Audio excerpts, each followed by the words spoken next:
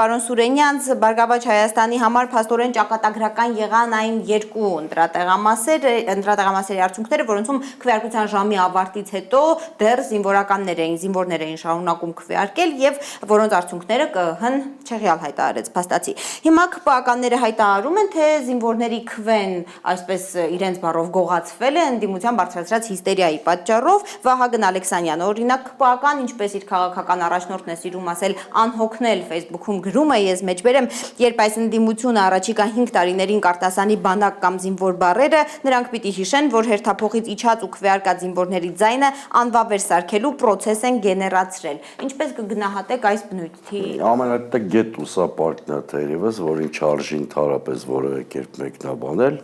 բայց ըստ էության այս իրավիճակը ստեղծվեց Նիկոլ Փաշինյանի քմահաճույքի ապօրինի նկրտումների պատճառով։ Ինչի առաջացավ այս վիճակը։ Մեր հեռուստադիտողը ի վերջո պիտի հասկանա, որ այստեղ 5 մանդատի հարց չի, մեկ քաղաքական ուժի խորհրդարան անցնել կամ խորհրդանից դուրս մնալու հարց չի։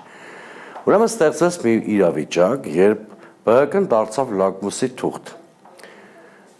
Նիկոլ Փաշինյանը գնում է միայծան ավտորիտար իշխանության ձևավորման, թե խոցված լեգիտիմությամբ այնուամենայնիվ մի փոքր ժողովրդավարության պատուհան է բացվում։ Ինչ էր տեղի ունեցել, եթե ԲՀԿ-ն անցնում է խորհրդարան, իշխանությունը զրկվում է 3/5 ունենալու հնարավորությունից, իսկ 3/5 իշխանությանը տալիս է սահմանադրական օրենքներ ընդունելու եւ դրանցում փոփոխություններ կատարելու հնարավորություն, Բարձրաստիճան սահմանադրական պաշտոնների միայնյա առանց ընդդիմության նշանակումներ կատարելու հնարավորություն։ Այսինքն սա կյանքի հարց է Նիկոլ Փաշինյանի համար եւ հիշենք նաեւ ինչ պարտավորություններ են ստանձնել իր կուրատորների առաջին հերթին Ադրբեջանի առաջ եւ պատկեր ամբողջովին པարզ կլինի։ Ամբողջ երկրի համար ակնհայտ է, որ ԲՀԿ-ն անցողիկության շեմը հաղթահարել է։ Նույնիսկ մեզ չսիրող, մեզ քվե չտվող, մեզ չհամակրող քաղաքացիների համար կարծում սա ակնհայտ է։ Այդ զինվորների քվեարկության ոչ պատշաճ կազմակերպումը իշխանության պատասխանատվության տիրույթում է, ոչ թե մեր։ Իշխանության պոզիտիվ պարտականություններ պատշաճ կազմակերպել զինվորների քվեարկությունը, որպեսզի դրանք չստվերեն ընտրական գործընթացի բնականոնությունը, չխաթարեն այդ բնականոնությունը։ Խնդրեմ թող կազմակերպեին։ Լավ, անվավեր էին ճանաչել այդ տեղամասում ընտրությունների արդյունքները, որովհետև զինվորների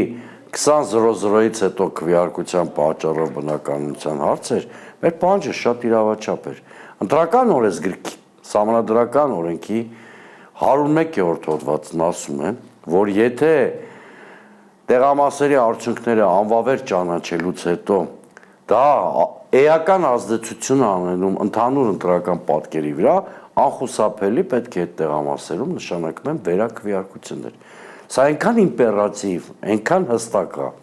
որ եթե այսօր կենտրոնական ընտրական հանձնաժողովը առաջիկա րոպեներին, 1 ժամվա ընթացքում այդ որոշումը չկայացնի, կենտրոնական ընտրական հանձնաժողովի բոլոր անդամները անխտիր ծանր հանցագործություն են կատարում, չնայած ի սկզբանե ակնհայտ էր, որ իր հանցագործ սխեմայում Փաշինյանը բոլորին պիտի ներառի, թե կոլեկտիվ հանցագործությունը այս տիպի իշխանություններին շաղախող, ամրացնող միակ հանգամանքն է։ Այսինքն շատ պարզ է, որ այստեղ խնդիրը ԲՀԿ-ի քաղաքական հեղինակությունը չի։ Խնդիրը մեր մի քանի հազար քաղաքացիների ընտրական իրավունքի ոտնահարումն է։ Խնդիրն այն է, որ Նիկոլ Փաշինյանը որոշել է կայուն ավտորիտարիզմ հաստատել երկրում, ըստ երևույթին իր արտաքին դոնորներին արժև ստանձնած պարտավորությունները կատարելու համար։ Մի շատ խորհրդանշական իրադարձություն ասեմ, էլի։ Այսօր առաջին Բարսաշյան պաշտոնյան այլ երկրի, որ հետընտրական փուլում ժամանել է Հայաստան, եղավ Ադրբեջանի նախագահ Հիկմետ Հաջիևը, որը կարծես թե եկավ ճակերտների մեջ օրնելու այն ընտրական պատկերը, որը հայտարարեց կենտրոնական ընտրական Քանի որ դուք խոսեցիք Հաջիևի այցի մասին, ես կխնդրեմ հիմա ռեժիսորին հեռարձակել այդ կադրերը։ Մենք ունենք Հիկմետ Հաջիև Գրիգորյան հանդիպման կադրերը Դիլիջանում են հանդիպել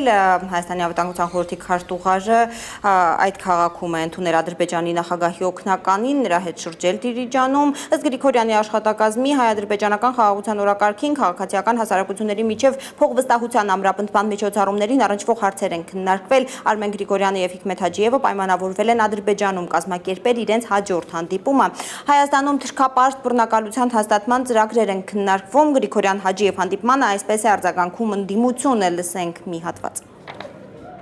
Նիկոլ Փաշինյանի վստահված անձ Արմեն Գրիգորյանը հանդիպում է Ալիևի ամենավստահված անձի հետ։ Հասկանում եք չէ՞ ինչ թեմաներ են քննարկելու։ Հասկանում եք չէ՞ որ Հայաստանում թրքապաշտ բռնակալության հաստատման ծրագրեր են ստեղ քննարկելու։ Հայաստանում տեղի ունեցած ընտրություններից հետո սա առաջին պաշտոնական պատվիրակության այցելությունն է Հայաստան։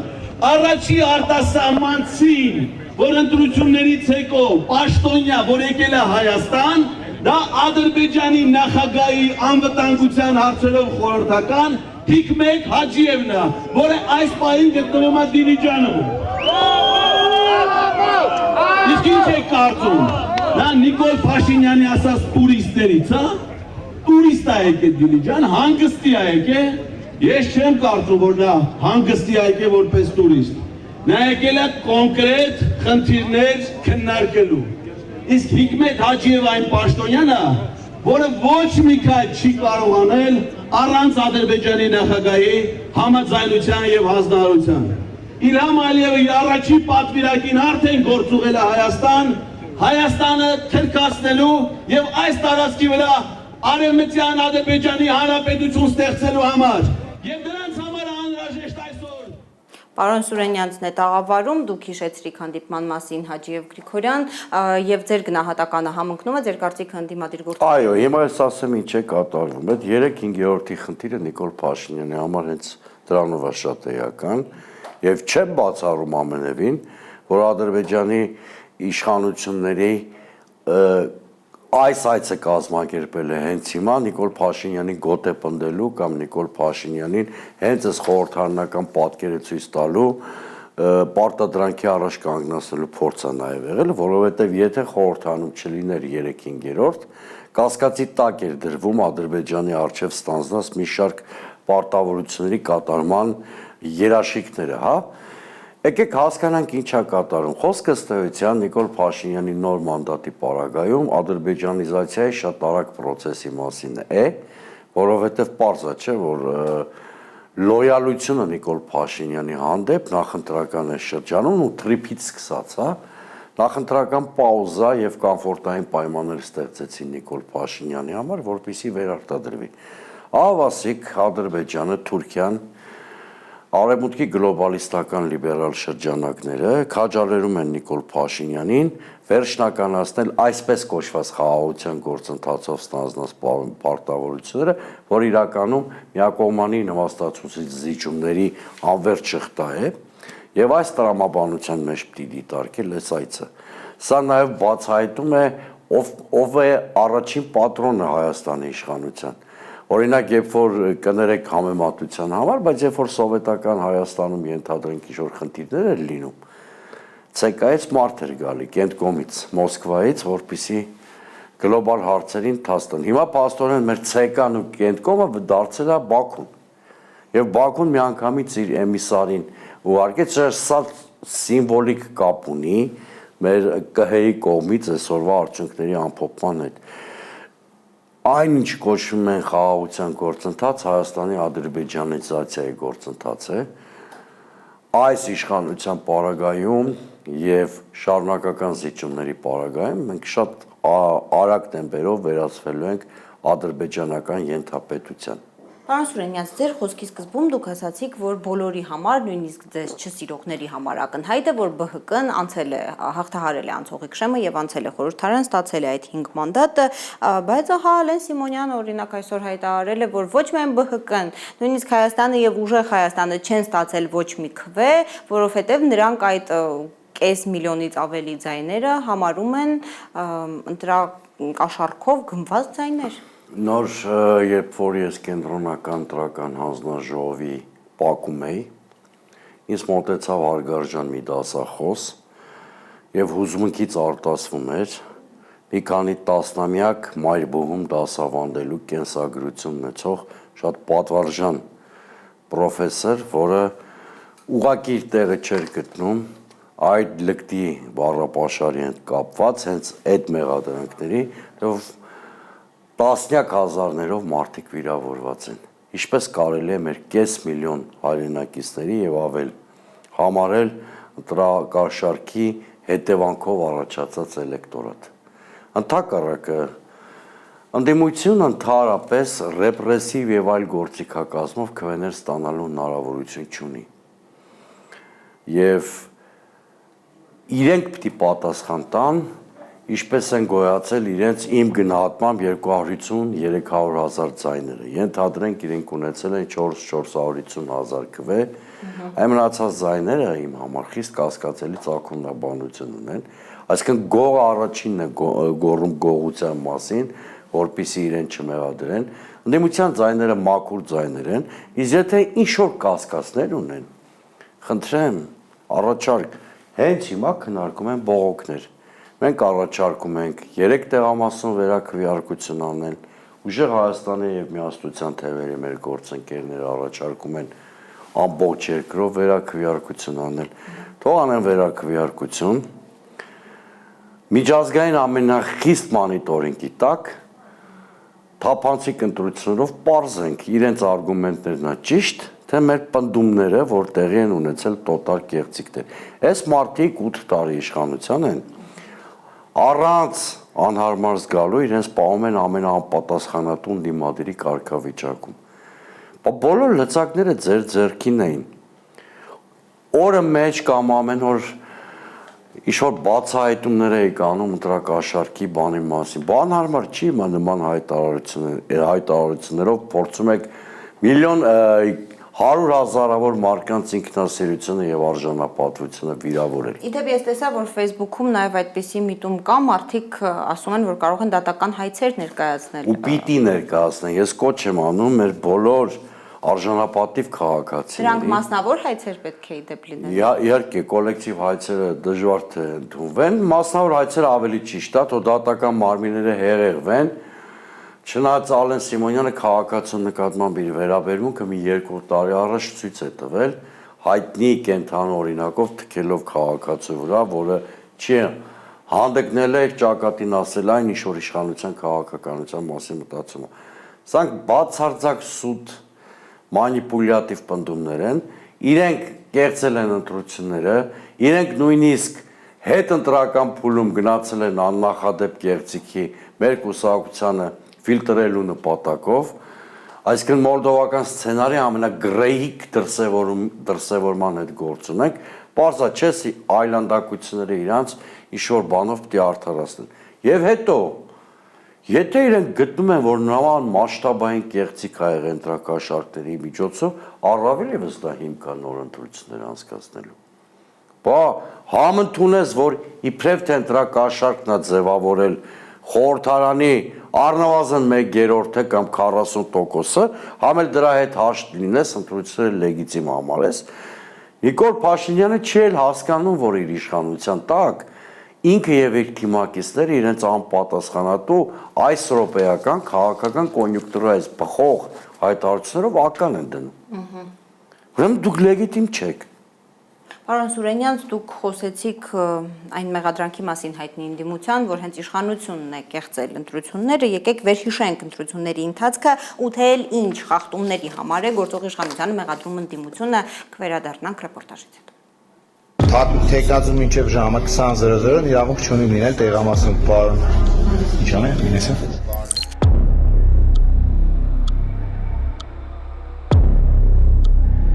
У нас отсутствует на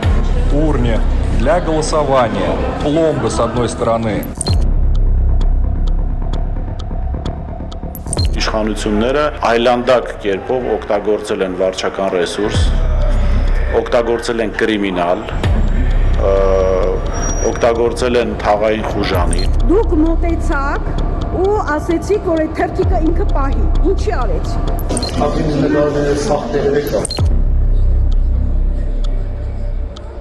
Ոնց ենք սպասել, որ արդարությունը կհաղթանակի, ոնց ենք սպասել, որ այս մի թիմը կանցնի, բայց էլի Նիկոլը խաբեց, Նիկոլը կեղծեց։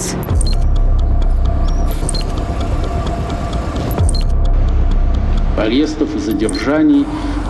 оскорблений. Ձերբակալություն, կալանավորում, վիրավորանք, ապա հպետություններում 1994 թվականից նման դեպքեր չեմ հիշում, որ եղած լինել ընտրությունների ընթացքում։ Мониторит выборы в наших странах уже с 1994 года.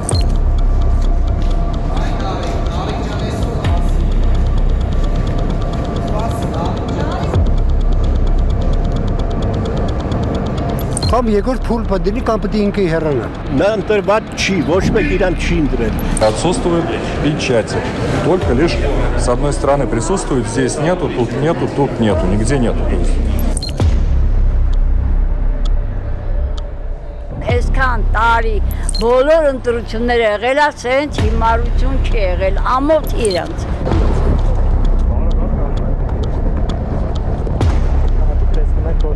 Սա քաղաքացու կամքի նկատմամբ ծայրահեղ միջամտություն է, ահռելի չափի իրավախախտումներ է։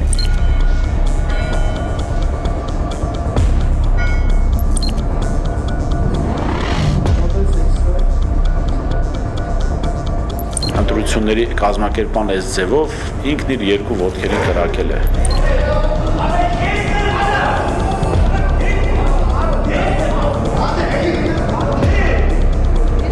Բայց շատ դժգոհ եմ, շատ, սենց բան չէր կարելի։ Այս հայ ազգը քնած է, ինչա չեմ հասկանում։ Ոչ մեկ չի մտածում, որ պիտի հայապահպան քաղաքական գործիչ ընտրի եւ ոչ թե սենց մի խայտարակ ընտրություն կատարվի։ Հաղթել է քաղաքացիական պայմանագիր կուսակցությունը։ Նույնիսկ եթե ընտրվում էլ է, կսպասի, ժամանակ կա, ձև կա, տեղ կա։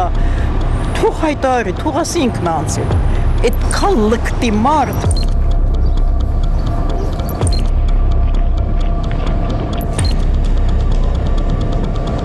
Նորմալ երկրում Փաշինյան հենց այդ հայտարարության համար կձերբակալվեր։ Նազելի։ Պայուսակի մեջ քրյաթերթի կադրել քաղաքացին, խնդրում են քրյաթերթիկը հանի։ Դա օրենքի խախտում է։ То есть мы с вами можем в любой момент положить то, что нам туда хочется или что не хочется положить. Աստված էլ բեթարից ազատի։ Խաչակնքվում են մարդիկ սպասելով հետընտրական պրոցեսների ավարտին։ Ամբողջ շաբաթ վերահաշվարկին հետևած քաղաքացիները հույս ունեն, որ մի բան կփոխվի, տեսել են, ինչ խայտառակ բացահայտումներ են լինում տեղամասերում։ Դատարկ ակցիոնագրությունը Դատարկ ակցիոնագրություն։ Չի համարեք ստորագրել։ Թիվ 10 ընտրատարածքային հանձնաժողովում մեր տեսախցիկն է ֆիքսել, ինչպես է քվեաթերթիկների պարկից դուրս բերվել չլրացված արձանագրության օրինակը։ Նախ ես այնտեղ շատ վատ վիճակի վատ ընկա, ամբողջ կապույտների մեջ եմ ճոխատվում։ Տեղամասում, հա, շատ այդտեղ այդ բանը որ ման էին գալիս, այդտեղ այնպես եղավ, որ ես շատ փիս ընկա։ Միգուցե նաև այդ կապ ուներ։ Հարյուրավոր ընտրատեղամասերում եղել են վերանայման արդյունքում քաղաքացիական պայմանագիր կուսակցության ձայների շեշտակի անկում է նկատվել։ Խախտումների 3 հիմնական տեսակ է առանձնացնում ընդդիմությունը։ Աննախադեպ է եղել արտաքին ուժերի միջամտությունը։ Բյուջետային կաշառք է տվել Փաշինյանը ընտրողներին առողջապահության ապահովագրության ու թոշակների տեսքով։ Տեսնված ծավալ են ունեցել նաև ընդդիմադիր գործիչների նկատմամբ բռնաճնշումները, կալանավորումներն ու ձերբակալությունները։ Հայաստանում բոլոր տեղի ունեցած ընտրությունների ընթացքում միասին այդքան կալանավորումներ, ձերբակալություններ եւ քրեական գործեր չեն հարուցվել, ոնց որ միայն այս ընտրությունների ժամանակ։ Եվ նպատակը ակնհայտ էր քայքայել ընդդիմադիր շտաբերի աշխատանք, կազմալուծել այդ շտաբերը եւ ըստ էության խաթարել իրենց աշխատանքը։ Միայն այս բլոկը արդեն եւս բավարար է ընտրությունները ոչ լեգիտիմ համարելու համար։ Վերցնելու է ընդդիմությունը մանդատները։ Հաստատ խորհրդարան անցած Հայաստան եւ ուժեղ Հայաստան դաշինքները նախ պետք է հասկանան ինչ կլինի Բարգավաճ Հայաստանի ճակատագիրը։ Բարգավաճ Հայաստան կուսակցությունը մտնում է թե չէ։ Ներընդդիմադիր քննարկումները շարունակվում են։ Չեմ կարծում, որ Նիկոլ Փաշինյանը ի վիճակի է սա մարսել։ Շատ փոքր է ինքը դա մարսելու համար,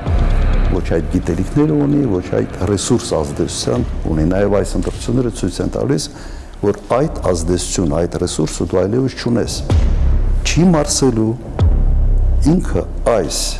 կարգի տուրբուլենտությունը չի մարսելու։ Եվ ընդդիմությունը իհարկե այս ամենի ֆոնի վրա շատ մեծ հնարավորություն է ունենալու իր հարցը լուծելու։ Սուրեն Սուրենյանցը դեռ մեր տաղավարում է, պարոն Սուրենյանց, Նիկոլ Փաշինյան այսօր նորից սպառնացել է ընդդիմության առաջնորդներին, դուք ձեր սկզբի խոսքում մի փոքր հիշատակեցիք այդ մասին, նա բանտով է սպառնացել ըստ էության, Ռոբերտ Քոչարյանին, Սամվել Կարապետյանին ու Գագիկ Ծառուկյանին, ասել է հացին կակա պիտի ասեն, ձեր գնահատականը։ Ես այսօր ասել էի, որ կակա ինքը կասի, բայց ազատությանը, ու դա շատ մոտ ապագայում է տեղի ունենալու, իմաստայության։ Ավելորդ է ասել, որ սա պետական խոսքին նշաձողի շեշտակի անկում է նման խոսույթը, որտեղ մարդը իրեն վերագրում է ըստ էության գլխավոր բանտապետի, գլխավոր դատախազի, դատավորի, քննիչի, բոլոր հնարավոր բաներ, այսինքն այդ ուզուրպացիան միայն հետընտրական առաջին ասուլիսում տեղի չի ունեցավ, շարունակական է, չէ հիմա ընդհանրապես նկատել եք, որ ժողովրդավարություններում կայացած ընտրված կամ վերընտրված առաջնորդները իրենց հետընտրական խոսքում փորձում են ընդդիմության փաստարկներ ընդունելի համարել, փորձում են հասարակության միջև ընտրություններին ներսում ընտրությունների ժամանակ առաջացած այդ բաժանարար գծերը վերացնել, մեսիջներ են ուղարկում, որ իրենք ամբողջ հասարակությանն են ներկայացնում եւ այլն եւ այլն։ Այստեղ ճիշտ հակառակն է։ Նիկոլ Փաշինյանը, եթե ուսումնասիրում ենք նրա քաղաքական դիմագիծը, ապրում է վախերի եւ ռեպրեսիվ վարքագծի համակցման կանոնով։ Մի կողմից նրա մոտ կան վախեր, օրինակ այսօր վախի պատճառը ակնհայտ էր, որովհետեւ հետո պարզվեց, որ մի կողմից Հաջիևն է եկել, ըստ երևույթին նրան պիտի ցույց տան, որ իրավիճակը վերահսկում են, մյուս կողմից ընդդիմությունը այսօր կոնսոլիդացված իր առաջին ակցիան արեց։ Նիկոլ Փաշինյանը արդարիև մտածում է, որ սա կարող է շարունակություն ունենալ, եւ մյուս կողմից նա հասկանում է, որ միայն ռեպրեսիվ մեքենայով կարող է իրավիճակը վերահսկելի պահել։ Դուք նկատել եք թերևս, որ Նիկոլ Փաշինյանը քաղաքական հաշվեհարդարի, անտագոնիզմի եւ ներազգային թշնամանքի այս վարքագծի կրողն է, եւ այսօրվա իր հարցազրույցում այդ կարճ լայվում նա այս բոլոր դրսևորումները կար։ Այսինքն նա ուղղակիորեն անոսավորում է, որ առաջիկա ժամերին, գուցե օրերին տեղի ունենան աղմկոտ սկանդալային ձերբակալություններ եւ ես խորապես վստահ եմ, նաեւ արժանահավատ տեղեկություններ ունեմ, որ նա գնալու է դրան, որովհետեւ նա դիմադրության բոլոր կենտրոնները խեղդի, որպիսի իշխանության ճգնաժամը քողարկի, ակնհայտորեն իշխանությունը չի ախտարել ճգնաժամը, ոչ մի զարգացման ծրագիր չկա, ոչ մի ապագայի տեսլականի մասին նա չի խոսում։ Դե ինքը ասում է, որ Սամվել Կարապետյանին, Ռոբերտ Քոչարյանին եւ Գագիկ Ծառուկյանին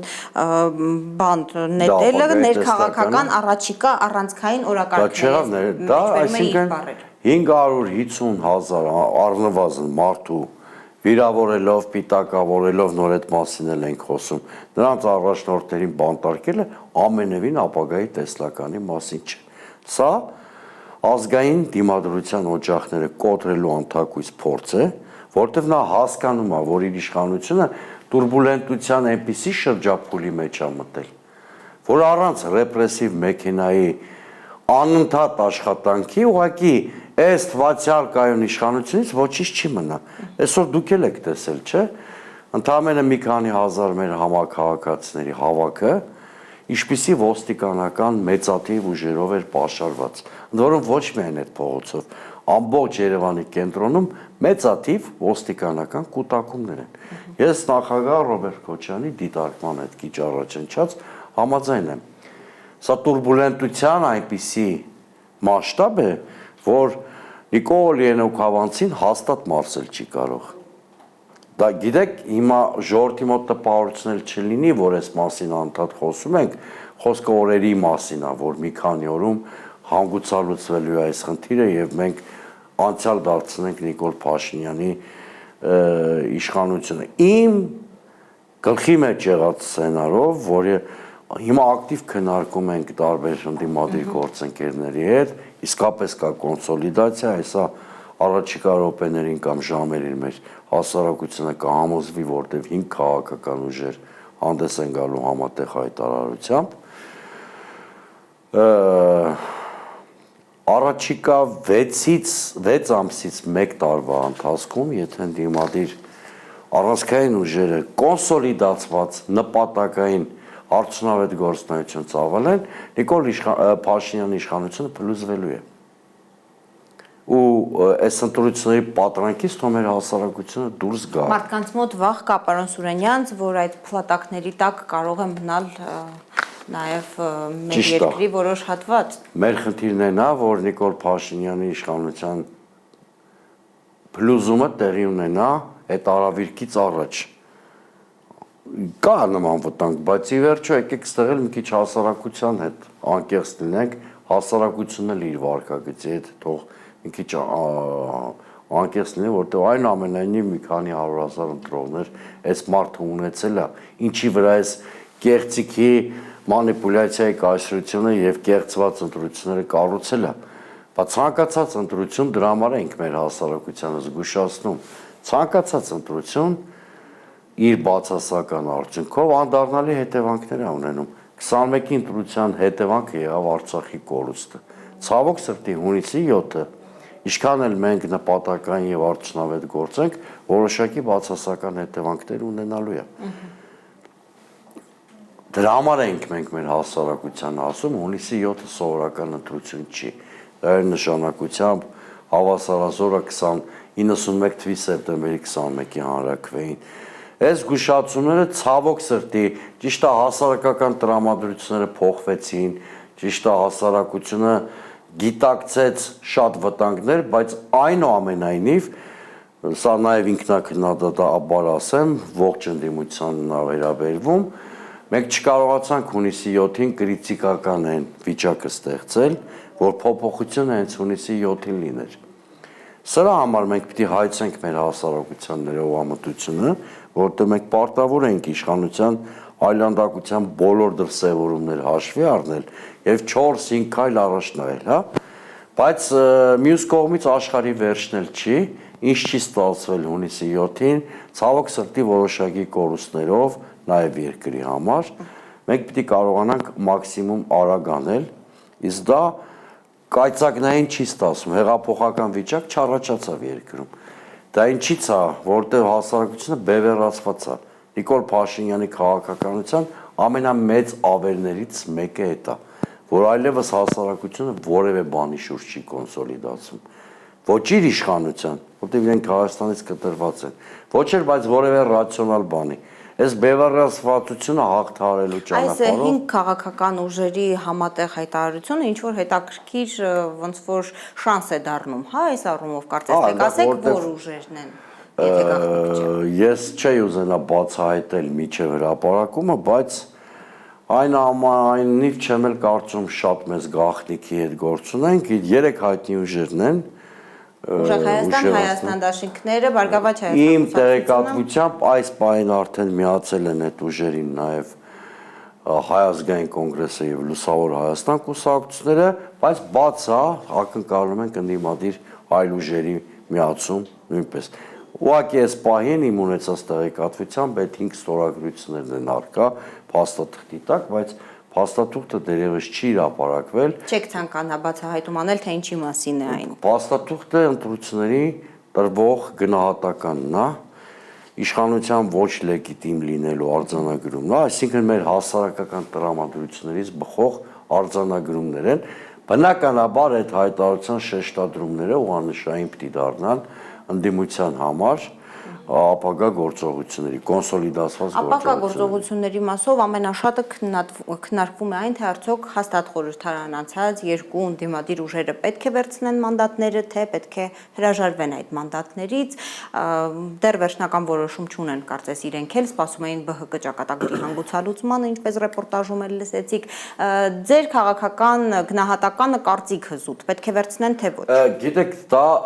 այս պահին մի քիչ արհեստական երկընտրանք, հա, որովհետև որպես կանոն նախ ռազմավարությունն են ճշտում, այսինքն ճանապարհային քարտեզը ինչպես հասնել իշխանափոխության, քննարկում են տակտիկական նրբությունները, դրանից բխող, որ պատասխանում են մանդատ վերցնել չվերցնելու հարցին, որպես պրոֆեսիոնալ քաղաքագետ շատ անկեղծ պիտի պատասխանեմ այդ հարցին։ Մանդատներից հրաժարվելը արդյունավետ է այն պարագայում, երբ որ արագ հեղափոխության սցենար գոյություն ունի։ Երբ որ արագ հեղափոխության սցենար չկա, մանդատներից հրաժարումը կարող է շատ արդյունավետ չլինել։ Ես Վրաստանից երկու օրինակ կբերեմ, մեր հարևան երկիրն է, կարծում եմ շատ տեղին օրինակներ։ Երկու օրինակ կբերեմ մեր հարևան Վրաստանից։ 2024 թվականին Միխայել Սահակաշվիլու գլխավորած ընդդիմադիր շարժումը ուներ հեղափոխական կոնկրետ սցենար, չճանաչեցին ընտրությունների արդյունքները, չվերցրեցին մանդատները եւ օրերի ընթացքում արեցին հեղափոխություն։ Մյուս կողմից մենք ունենք անցած տարվա վրացական փորձ, երբ որ ընդդիմությունը առանց կոնկրետ հեղափոխական սցենարի հրաժարվեց խորհրդարանական մանդատներից եւ դարձավ մարգինալ։ Ես կողմ եմ միքս տարբերակի, այսինքն պետք է վերցնել խորհրդարանական մանդատները, անկախ նրանից կմասնակցես նիստերին թե չէ, դա զուգակցել փողոցային ակտիվ պայքարի գեներացիա հետ։ Այս երկու շատ կարևոր բաղադրիչների համակցումը կարող է բերել հաջողության։ Սա ասում եմ անկախ են հանգամանքից, ի վերջո Բարգավաճ Հայաստանը նաև դատական վիճարկումների փուլից հետո մանդատներ կունենա, թե ոչ։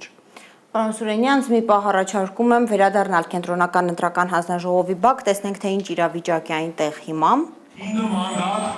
որը ըստ քվեարկության արդյունքների օրինական պետք է պատկանել Բարգավաճ Հայաստան կուսակցությանը եւ ամբողջ ընդդիմությանը եւ ամբողջ ժողովրդին։ Դուք պետք է հասկանաք, որ հիմա այդ 7 անդամները գլուխը կախ ընդունելով, որ իրանցի յուրաքանչյուրը սխալ է, մասնավոր խոսակցությունների մասին մենք ուրիշ բան չենք կարող անենք, գնացեք դիմեք սահմանադրական դատարան։ Ես կարծում եմ, որ մենք բոլորս մեր իրավունքին պետք է կարողանանք տեր կանգնենք։ Սահմանադրական դատարանի շուրջը սրանից 10 անգամ շատ մարդ պետք է հավաքվի ու տուն չպետք է գնանք, մինչև Բարգավաճ Հայաստանի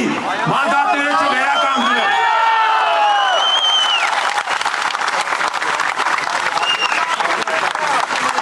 Հարգելի հայրենակիցներ, մենք հենց հիմա քիչ առաջ, րոպեներ առաջ, տեսանք, թե ոնց որ սովորաբար արդեն կենտրոնական ընտրական հանձնաժողովը սովոր է, որ պետք է գիշերվա կեսին մթության քողի տակ, հանցագործի նման, գողանա ժողովրդի վստահության քվեն, ոնց գիշերվա կես անվավեր ճանաչեցին տեղամասերի արդյունքները, նույն կերպ հիմա գողանում են ձեր քվեն,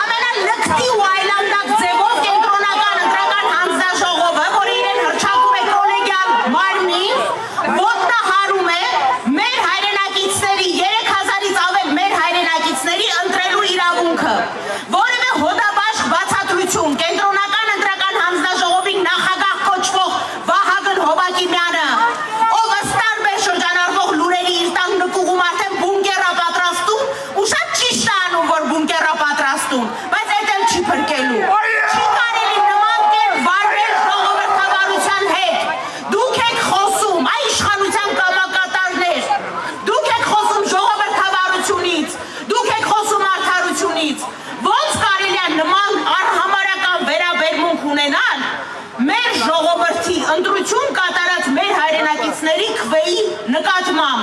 Սա ամենավերջին մակարդակի լկտիություն է, որովհետև ակնհայտ է, որ կոնկրետ կենտրոնական ընտրական հանձնաժողովը ուղղորդվում է մեկ մարդու կողմից, ու այդ մարդը Նիկոլ Փաշինյանն է։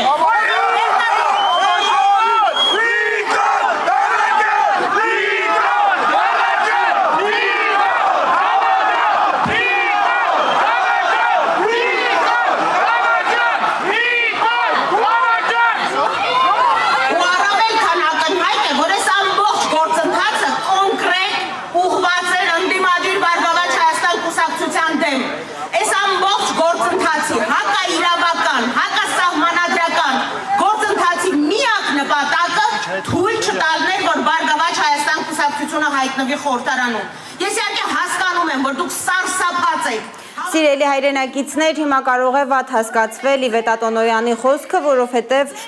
վերջին վայրկյաններին ստացված լուրը ես չհասցրեցի հայտնել։ Կենտրոնական ընտրական հանձնաժողովի նախագահ Վահագն Հովակիմյանը քիչ առաջ հայտարարել է, որ 3 ընտրատեղամասերում քվեարկությունների արդյունքները անվավեր չանաչելու որոշումը չի ազդում ընտրությունների արդյունքների վրա, ինչը նշանակում է ըստ էության, որ կրկնակվեարկություն նշանակել չեն պատրաստվում, չնայած դրա մասին հենց դատարաններ որոշել, վերաքննիչ դատարաններ որոշել, որ պետք է կենտրոնական ընտրական անպայման անդրադառնա այդ հարցին։ Շարունակենք լսել Իվետ Ատոնոյանը։ Նրանց հետ ինչ են անում։ Ամոթ ձեզ։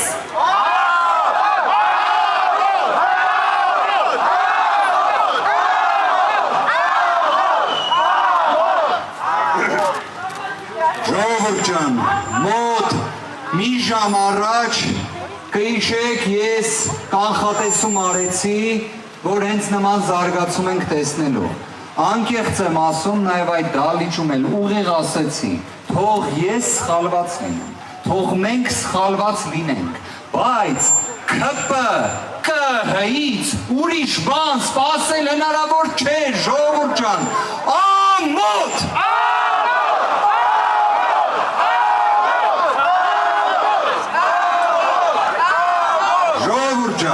Մենք մի բան կարանք ասենք, կոնկրետ այս աստիճան ապօրինություն ընտրական գործընթացներում չի եղել։ Չի եղել, որ կենտրոնական ընտրական հանձնաժողովը վարչական դատարանի վճռի պայմաններում, որ պետք է կատարի վերաքվեարկություն, չանի դա, սենց նախադեպ չկա, ու այս լինում է մեր բոլորի աչքի առաջ, բայց այս ամեն ինչը նաև նպատակ ունի, որ ձեզանից շատերի մոտ հուսահատություն առաջանա, ու բայց դա չի լինելու, ժողովուրդ ջան, չի լինելու, տրամադրությունները տեղը, տրամադրությունները տեղը,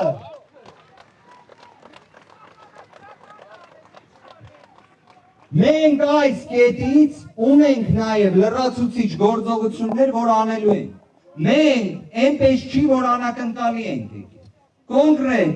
իրավական գործողությունների տեսանկյունից, իհարկե, նույն չափ անկախության խնդիր ունեցող մեկ այլ մարմին էլ սահմանադրական դատարանում։ Բայց այդ մարմնի առաջ կյանքում չի եղել դեպք, որ վարչական դատարանի վճիռ անտեսվի, օրենսգրքի սև ու սպիտակ գրած դրույթը անտեսվի, տենց դեպք չի եղել։ Դե հիմա մի հատ էլ այդ դեպքը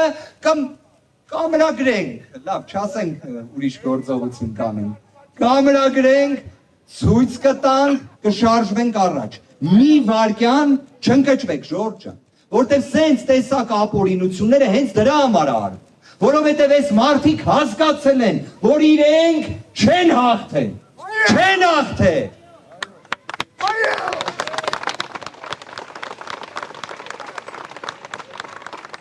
Իսկ ԿՊ-ի, ԿՀ-ին մի հատ էլ կասենք, ուղղակի մարդկայնորեն ինչքանով որ դա հնարավոր է, ամոթ, ամոթ, ամոթ,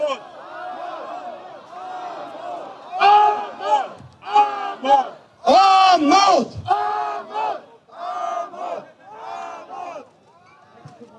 Սիրելի հայրենակիցներ, նաև ցանկանում եմ ձեզ տեղեկացնել,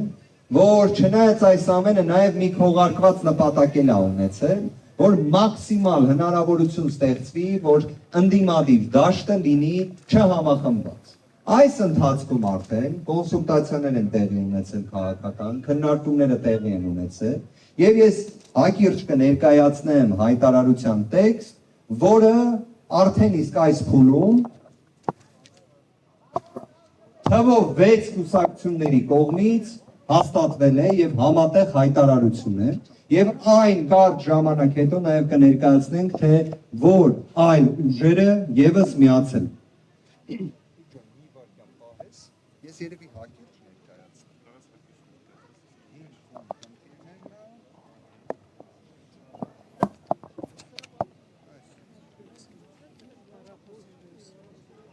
Սիրելի հայրենակիցներ, հայտարարության հակիրճ տարբերակը կներկայացնեմ,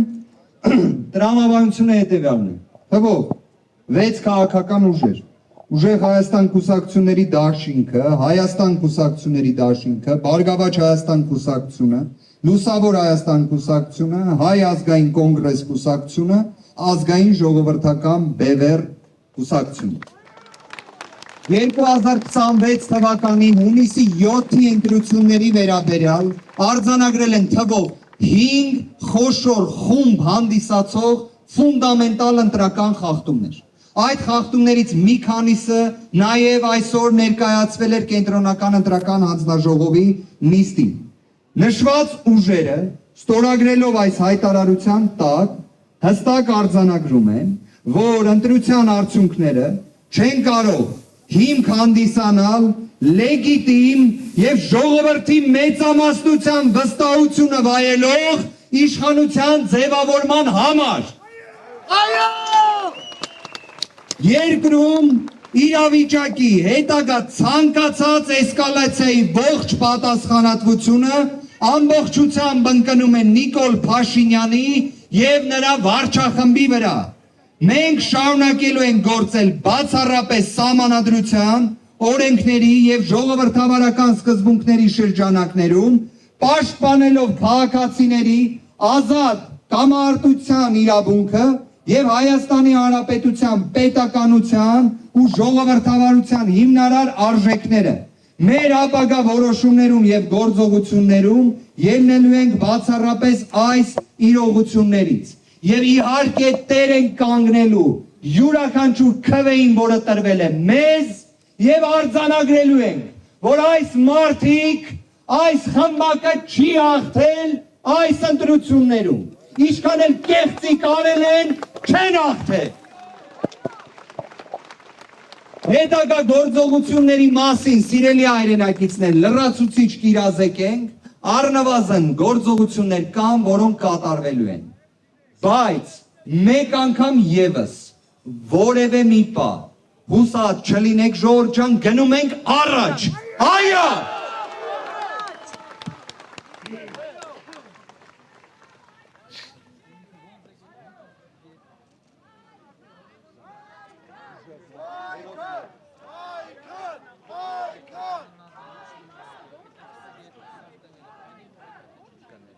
Սիրելի հայրենակիցներ, ինչպես տեսակ քիչ առաջ կենտրոնական ընտրական հանձնաժողովի բակում Արամ Վարդևանյանը Ուժեղ Հայաստան դաշինքից ընթերցեց 6 ընդդիմադիր կուսակցությունների համատեղ հայտարարության տեքստից հատված, համաձայն որի մասնավորապես ընդդիմադիր ուժերը արձանագրում են, որ չեն կարող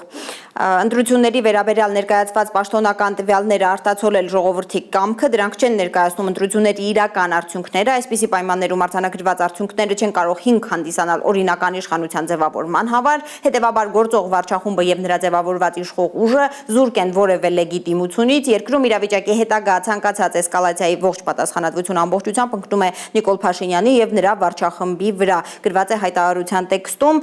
Սուրեն Սուրենյանը Բարգավաճ Հայաստանից դեռ մեր տաղավարում է, պարոն Սուրենյան, փաստորեն ընթերցեցին հայտարարության տեքստը եւ տեսանք, որ